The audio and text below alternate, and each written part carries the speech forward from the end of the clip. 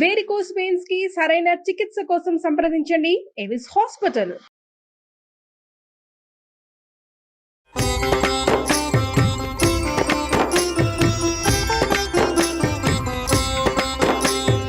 నమస్కారం. విష్ణు పురాణం 4వ రోజు పారాయణలోకి వచ్చామండి. ఈ భాగంలో పృథువు యొక్క గాథని వింటాం. ముందు భాగంలో వేణుడు అనేవాడి కుడి భుజాన్ని మధించి ఆ మథనంలోంచి పృథువు జన్మించాడని, అతని వల్లే భూమికి పృథివీ అనే పేరు వచ్చిందని అనుకున్నాము. ఈ నేలిన చక్రవర్తి ఆయన భూప్రపంచం మొత్తాన్ని ఏలాడట. భూమిని గోవుగా చేసి పాలు పితికి ఆ పాలతో చరాచర భూతకోటికి సంజీవన స్థితిని కలిగించాడు అని పరాశర మహర్షి చెప్పగా, శిష్యుడైన మైత్రేయుడు గురువుగారికి నమస్కరించి, గురుదేవ, మునులు వేణుని భుజాన్ని మధించటము, పృథువు జన్మించటము, ఆ రాజు భూమిని ఆవుని చేసి పితకటము, ఈ విషయాన్ని విస్తరించి చెప్పవలసిందని కోరుకుంటే పరాశరుడు ఇలా చెప్తున్నారట. అంగుడు మృత్యుపుత్రిక అయిన సునీధను పెండ్లాడి ఆమె ఎందు కనినవాడు వేణుడు.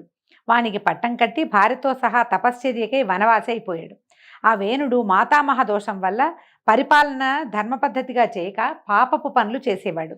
తాత ముత్తాతల నాటి అగ్రహారాల్లో పన్నులు వసూలు చేస్తూ బ్రాహ్మణుల్ని బాధించటము, న్యాయ పద్ధతికి విరుద్ధంగా ధనార్జన చేస్తూ దానిని దుర్వినియోగం చేయటము, వేదవేత్తలైన విద్వాంసుల జీవితాలకు వేడి కలిగించి రాష్ట్రం నుంచి వెళ్ళగొట్టటము, శుభప్రదమైన ఆస్తిక పద్ధతిని విడిచి పాషండ మతాన్ని అవలంబించటము, జార చోరులను దురాచారాలను ఆదరించి పోషిస్తూ ఉండటము, అసత్యమాడటము, ధర్మ మార్గాన నడిచే వారిని క్రూరంగా శిక్షించి ఏడిపించటము, పనిపట్టి సాధువులను బాధించటం వంటివి నిత్యకృత్యాలుగా ఉండేవాడు. ఆ కాలంలో కూడా ఇలాంటి ఒక దుర్మార్గుడు దౌర్భాగ్యులు ఉన్నారు. అయితే మళ్ళీ బ్రహ్మదేవుని దయ వల్ల మళ్ళా దాన్ని అంతటినీ సరిచేసేవారు.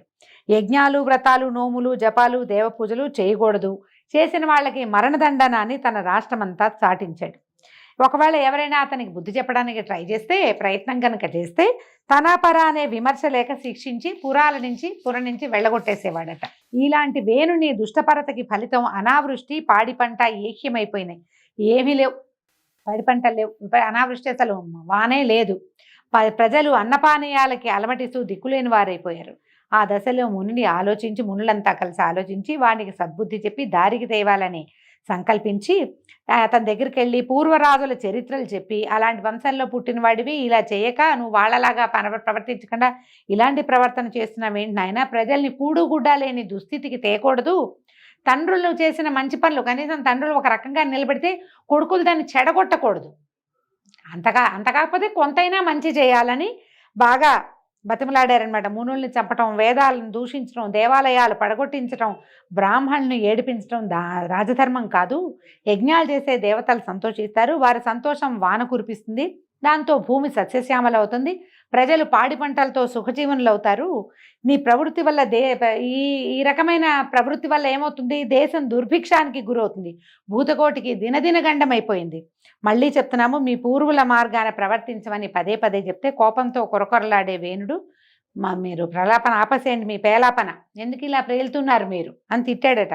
నాకంటే మిన్నగా చెప్పదగిన వాడు లోకంలో లేడు, విష్ణువు నాకంటే అధికుడని మీరు చెప్తున్నారు, మీకంటే పిచ్చివాళ్ళు ఉంటారా, బ్రహ్మ విష్ణు మహేశ్వర్ల అంశలు ఉన్నవాడు నేను, కాబట్టి ఇంకా యజ్ఞం యాగం చేయక్కర్లేదు, నేనే దేవుణ్ణి అంటున్నాడు అనమాట. పతిసేవ ఇల్లాలికి పరమధర్మం, అలాగే నా ఆజ్ఞ అందరికీ అనుసరణీయం అని అనగానే మునులు శాంతించి నిదానపడి ఏదో చెప్పడానికి ప్రయత్నం చేశారు. కానీ వేణుడు వినలేదు, దేవతానింద పాట పాడుతూనే ఉన్నాడు.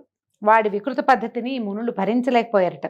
కరుణాపయోనిధి అయినటువంటి పద్మాక్షుణ్ణి, శ్రీహరిని నిందించేటువంటి ఈ పాపాత్ముణ్ణి తుదముట్టించి ధర్మ సంరక్షణ చేసి ప్రజల్ని కాపాడాలని నిశ్చయించుకుని దర్భలు పట్టుకుని మారణ మంత్రాలు పలుకుతూ ఆ దర్భలని వేణుడి మీద విసిరారట. తీవ్రాగ్ని జ్వాలలు చిమ్ముతూ ఆ దర్భలు నిశిత శరములై వానిని తాకగానే వేణుడు దబ్బున కిందపడి కన్నుమూశాడు.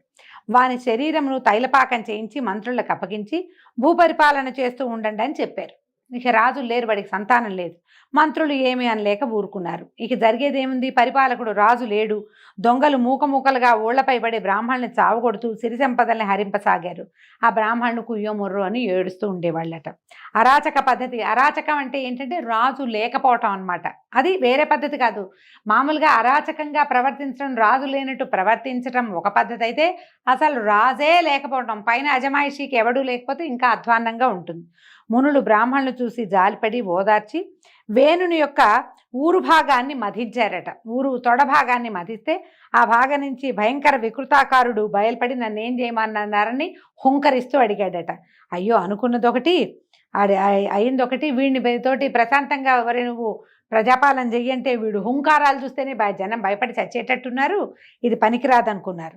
ఏం చేశారు, వీడిని వింధ్యపర్వత ప్రాంతానికి వెళ్ళి మ్లేచ్ఛ కిరాత జాతులకు అధిపతిగా ఉండరా నాయన అంటే వాడు సుడిగాలిలాగా ఎగురుతూ తిరిగి వెళ్ళిపోయాడట అక్కడికి.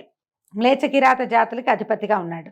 అక్కడి నుంచి ఏమనుకున్నారు, ఈ వేణుడిలో ఉన్న పాపం ఆ నిషాద రూపంలో వెళ్ళిపోయిందని సంతోషించి ఉదాత్త అనుదాత్త స్వరిత పద్ధతిని వేదమంత్రాలు ఉచ్చరిస్తూ ఈ తైలపాకంలో నూనెలో పెట్టారు కదా వేణుని దేహాన్ని, అతని కుడి భుజాన్ని మధించారట. మధిస్తే ఆ మదన ఫలితంగా సాటి లేని భుజబలము, దివ్య తేజస్సు, సులక్షణ లక్షితమైన అంగసౌష్ఠమము కలవాడై విష్ణువంశలో ఒక బాలుడు జన్మించాడు. అప్పుడు వాడిని చూసినటువంటి మునులు సంతోషించి ఈ బాలుడు తగిన ధరణీపతి, భూమికి సగిన భర్త వీడు అని ఏకవాక్కుగా అనుకొని వాడికి పృథువు అనే నామకరణం చేశారు. అప్పుట ఆకాశం నుంచి పుష్పవర్షం కురిసింది, దేవదుందుపులు మోగాయి, దేవగణాలు అభినందించారు. అప్పుడు పుట్టినటువంటి పృథువు యువకుడై మహనీయ మహిమ కలిగిన వాడై విరాజిల్లుతూ ఉన్నాడు. అక్కడి నుంచి వాడి కోసమట పుట్టిన శిశువు కోసం దేవలోకం నుంచి విశిష్ట తేజస్సు గల ఖడ్గము, ధనుసు, అక్షయబాణ తూణీరాలు 2, వజ్రకవచము యుద్ధ సాధనాలుగా వచ్చాయి. ధర్మానికి మొగరూపైనటువంటి మంచి కొడుకు కలగటం వల్ల వేణుడు పుణ్యస్థానానికి చేరాడు. మునులు పరమానంద భరితులై గంగాది పుణ్యనదుల నుంచి సముద్రాల నుంచి నీరు సువర్ణ పాత్రలతో తెప్పించి పృథువికి అభిషేకం చేశారు. దేవగణాలతో బ్రహ్మదేవుడు స్వయంగా వచ్చి శుభముహూర్తాన ఇతనికి ధరాధిపతిగా పట్టం కట్టి చక్రవర్తిని చేశాడు. విష్ణు చక్రం వచ్చి పృథువి యొక్క దక్షిణ హస్తానికి దివ్యాభరణంగా ప్రకాశించింది. అప్పుడు బ్రహ్మ చక్రవర్తిగా పృథువిని చెప్పి అభినందించాడు. ఇతడే ఇంకా చక్రవర్తి, సర్వం సహా చక్రవర్తి భూమికని చెప్పాడు. ఈ విధంగా చక్రవర్తి అయినటువంటి పృథువు సురనర ప్రశంసను పొంది సమధికైశ్వర్యవంతుడై రాజ్యం చేయటం మొదలుపెట్టాడు. అతను చేస్తూ పైతామహ యజ్ఞం చేశాడట. ఆ యజ్ఞానికి సంబంధించిన సూత్రమంత్ర ప్రభావంతో 2 కుమారులు పుట్టారట. వాళ్ళు పుట్టిన వెంటనే యువకులుగా మారితే ఆ యజ్ఞానికి వచ్చిన వాళ్ళని చూసి వాళ్ళకి సంతోషించి ఆ మునులందరూ ఆనందించి ఒకడు పేరు సూతుడు, రెండోవాడు మాగధుడు, సూతుడు మాగధుడు అని పేర్లు పెట్టి మీరే చక్రవర్తిని స్తుతిస్తూ ఉండమంటే ఈ సూత మాగధులు 2 సమయానుసారంగా పృథు చక్రవర్తిని కీర్తిస్తూ ఉండేవాళ్ళు.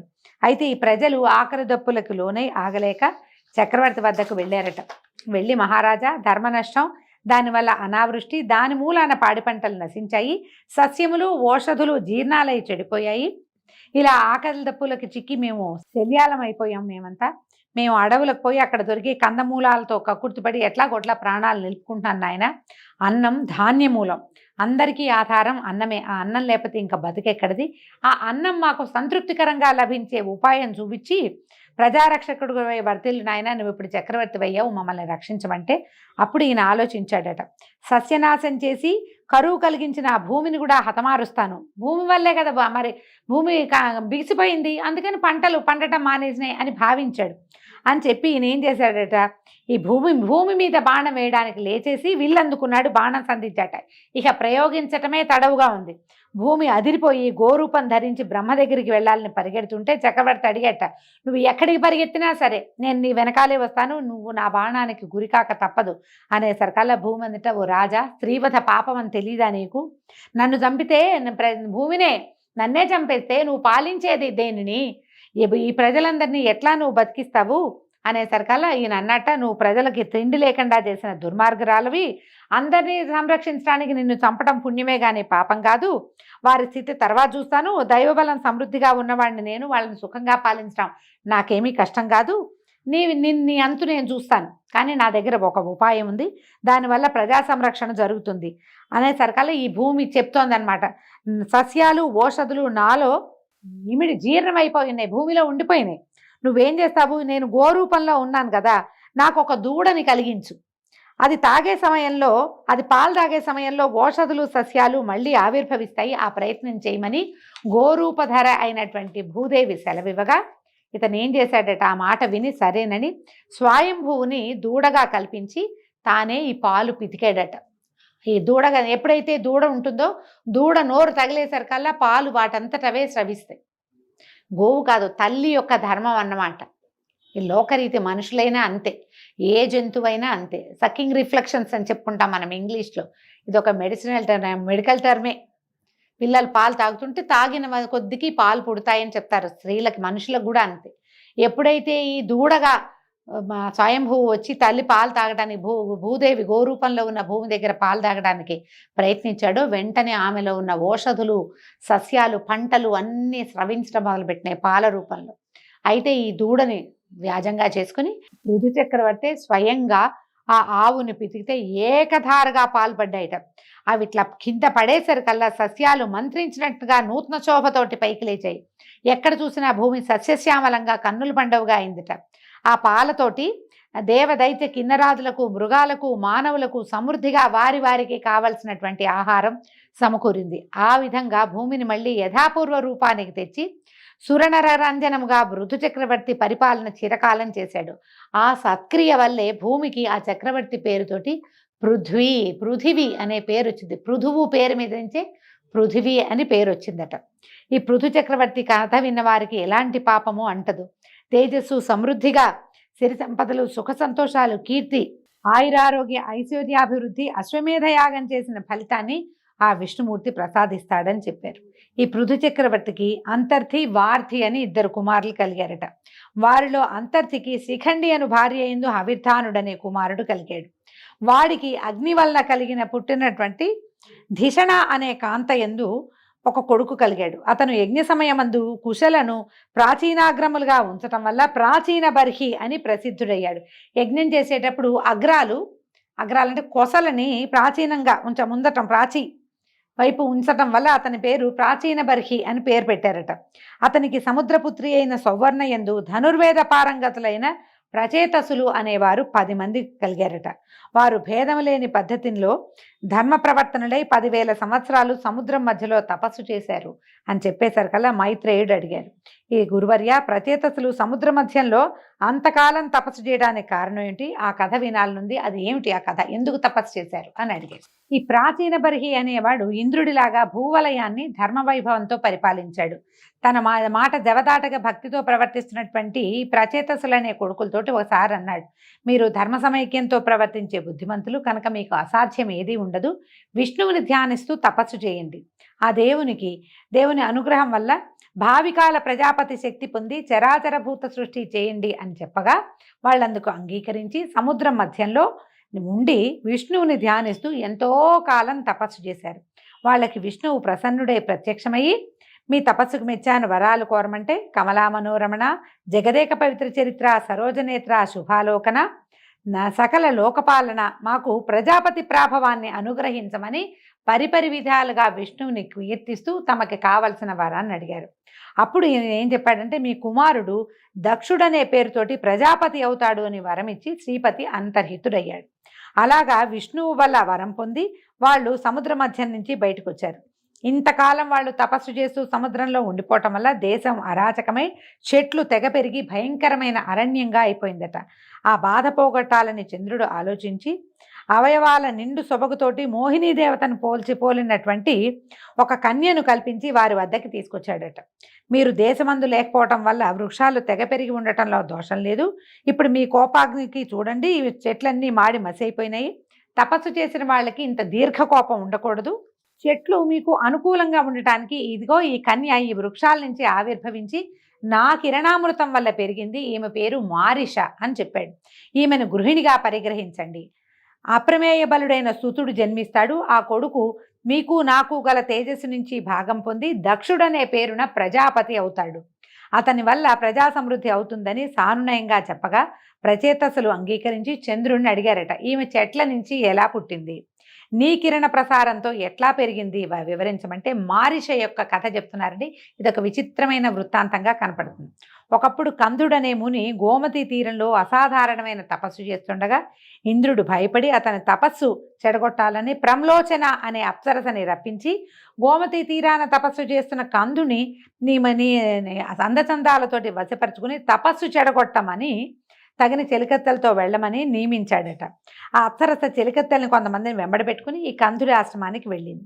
ముని తపశ్చర్యను చూసి ఎదురుగా వెళ్ళడానికి భయపడి పక్కనున్న పొదరిళ్లలో ఆటలాడుతూ పాటలు పాడుతూ అతనికి కనిపించకుండా విహరించేదట. అయితే ఆ సమయంలో చల్లని మలయవాయువు అప్సరసకు తోడయి ఆమె యొక్క శరీరం మీద నుంచి వచ్చే సుగంధం వల్ల ఈ మునికి మైమరుపు కలిగించేదట. అప్పుడు పూచిన పువ్వులు తెచ్చి ముని దగ్గర వంగి ఉంచేదట. అక్కడ దగ్గర పెట్టేది, ఆయన దగ్గరికి వచ్చి వీణ మీటుతూ చక్కటి కీర్తనలు పాడేది. అప్పుడప్పుడు చేతులు తగిలేలాగా, తను బట్టలు తగిలేలాగా నమస్కారాలు చేసి చిరునవ్వుతో చూసేది. ఈ క్రమంగా ఈ విలాసాలకి వికారాలకి ముని తపోదీక్షకి స్వస్తి చెప్పి ఈమెతో సంసారానికి వడంబడ్డాడు. ఆయన ఒకనాడు ఏమన్నాడు, సరే నువ్వు నా మనసు దొంగిలించావు, నిన్ను నా కౌగిల్లో బంధించాలని భావిస్తున్నాను అనేసరికల్లా ఈమె ఏమంది, స్వామి నువ్వు మునివి, నీ మాట ఎందుకు కాదంటాను, నువ్వు ఏది కావాలంటే అది, నువ్వు ఎలా కావాలంటే అలా, నీ దగ్గర ఉండమంటే నేను ఉంటానని అతనితోటి ఉండిపోయిందట. ఎంతో కాలం వాళ్ళిద్దరూ ఇలా ఆయన ఇంకా ఈ స్త్రీ సాంగత్యంతో తపశ్చర్యకి స్వస్తి చెప్పేశాడు. ఈ దేవవేసి అయినటువంటి ప్రమ్లోచనతోటి హాయిగా ఉండేవాడట. ఇలా కొంతకాలం అయిన తర్వాత ఆమె చెప్పింది, ఏమిటి అయ్యా, నేను అప్సరసని దేవవేశ్యని, ఇక్కడికి వచ్చి చాలా కాలం అయింది, చాలాళ్ళు నేను తపస్సు పాడు చేశాను, నాకు సెలవు ఇవ్వు, నేను వెళ్ళిపోతాను అనేసరికల్లా నేను ఇంకా ఇంతకాలం ఇక్కడే ఉండిపోయానంటే ఇంద్రుడు ఆగ్రహిస్తాడు, నన్ను వదిలిపెట్టేయమంది అనేసరికల్లా ఆయనకి కందముడికి చాలా కోపం వచ్చిందట.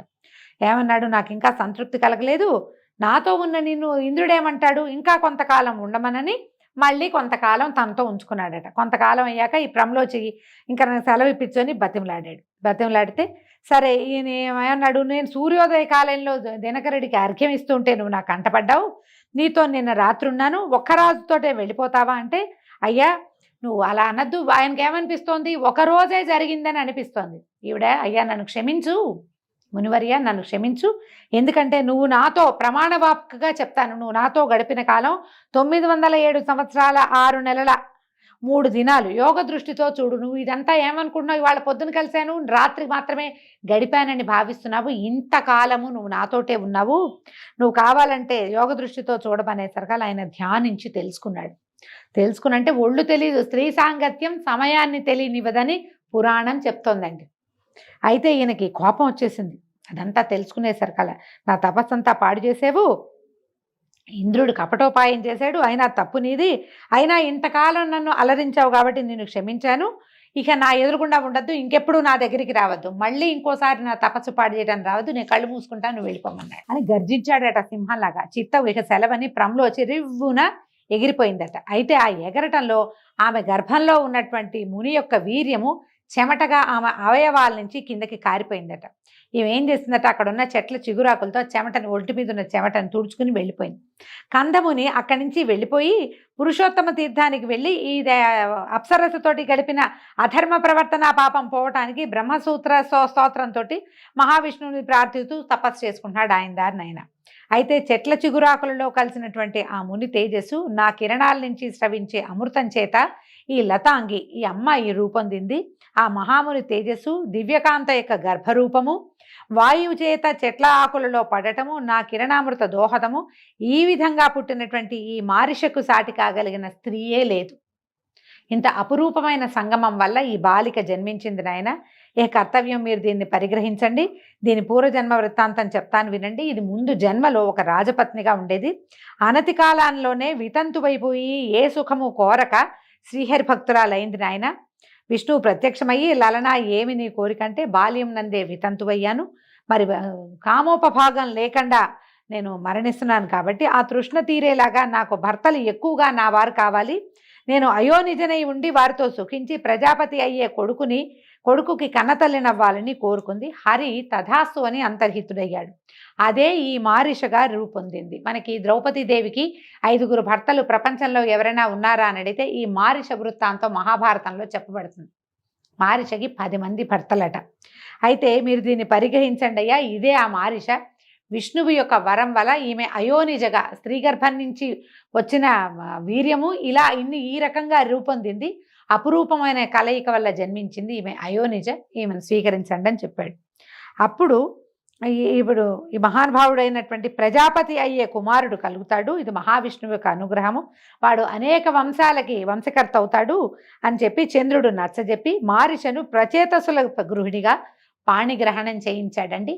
ఈ విచిత్రమైన మారిష వృత్తాంతోటి ఈరోజు విష్ణు పురాణాన్ని ఆపుతామండి. రేపు ఉదయం మళ్ళీ 5వ భాగంలో కలుసుకుందాము.